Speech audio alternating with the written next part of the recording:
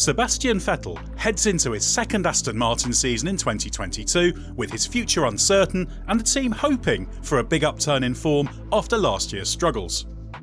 The 4-times world champion's contract is up at the end of the season, meaning there's no guarantee he will continue with Aston Martin, or indeed in Formula 1, beyond the end of the year.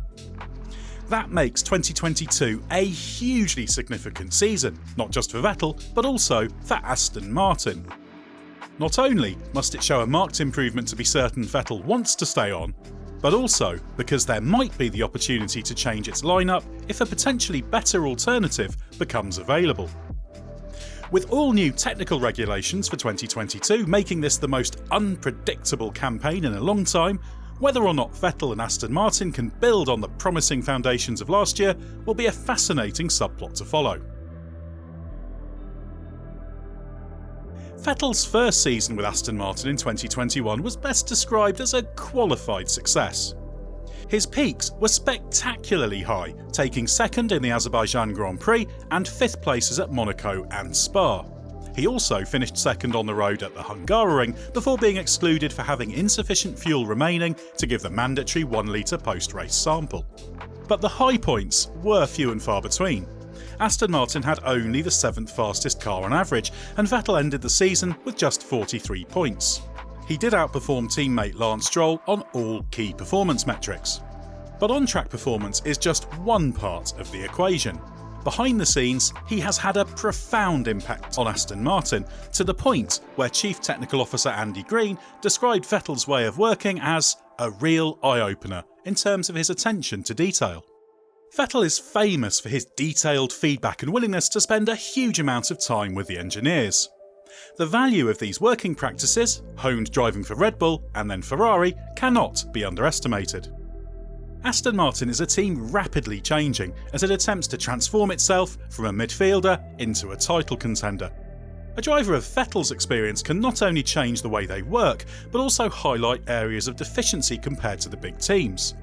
Information gleaned from Vettel will have impacted the team's strategy for growth as it builds its new factory facilities with a view to emerging as a title challenger over the next 3 to 5 years.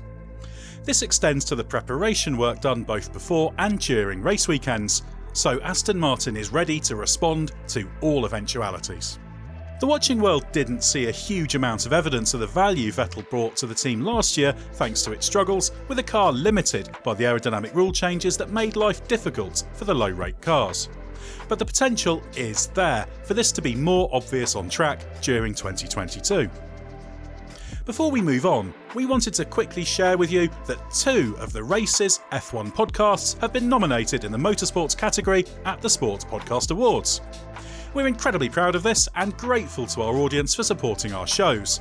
So if you'd like to help the Race F1 podcast or our classic F1 series Bring Back V10s win an award, head to sportspodcastawards.com to cast your vote for free. So we know that Vettel is valued for his off-track contributions, in particular his technical feedback.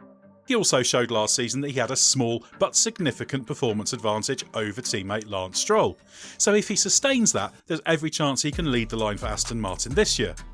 The question is, will that be enough for driver and team to stay together?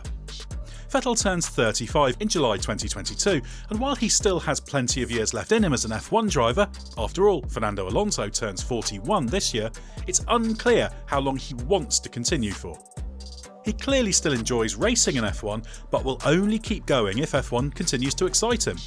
And he said it did in 2021.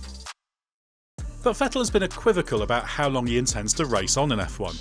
Given the success he's had, winning 4 titles and 53 Grand Prix, behind only Lewis Hamilton and Michael Schumacher in the all-time list, he could walk away with his head held high and concentrate on other challenges, should he not be enthused by Aston Martin's progress. This is what makes the performance of the 2022 Aston Martin particularly important to Vettel. After 2 years running a clone of the 2019 Mercedes, Aston Martin has had to produce its own car concept for the new rules from scratch, making it a big test of just how far it has come. After all, one thing that Vettel has made clear is he's not in F1 to make up the numbers. He wants to win again. There's also the question of how Vettel responds to the change of leadership at Aston Martin. Otmar Safnauer, who left his role of team principal at the start of the year, was integral in recruiting him in the first place, so it's possible that could destabilise things. But Vettel does have a pre-existing relationship with new team principal Mike Krack, as they worked together back in the days when they were at BMW Sauber. The other question is whether Vettel does enough to ensure Aston Martin need not look elsewhere for 2022. Vettel's performances last year were good, but there was room for improvement, so even if he wants to continue, he must convince Aston Martin to keep him. The more competitive the car and the better the results, the greater the chance Aston Martin has of attracting another big-name driver.